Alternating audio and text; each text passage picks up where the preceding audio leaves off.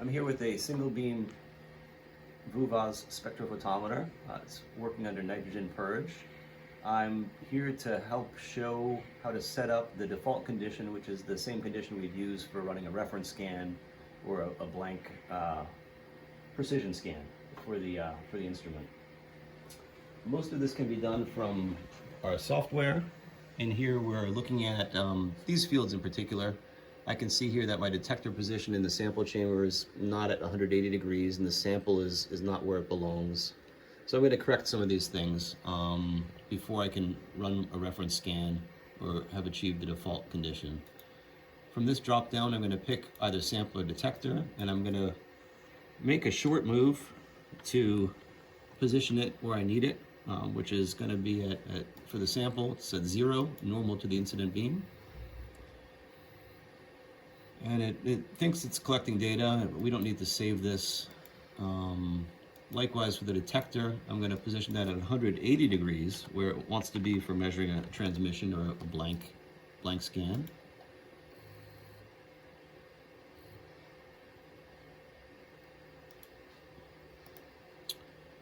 So on these fields now I see that the detector is positioned at 180, the sample is at 0, normal to the incident beam. This is ideally how we want to be at the sample chamber for doing a reference scan.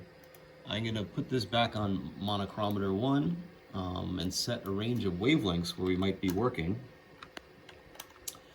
And I'm going to make sure that this application is set for voltage, not transmission or reflectance, both of which require ratio. They need a reference scan, which is what we're trying to accomplish. And in terms of hardware, we have to make sure we have a clear beam path.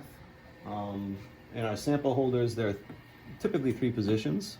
They can be allocated as the user wishes for transmission or reflection or other samples. The convention here is to use this lowest position as the reference all the time. So that's usually blank in our sample holders. It's an empty position.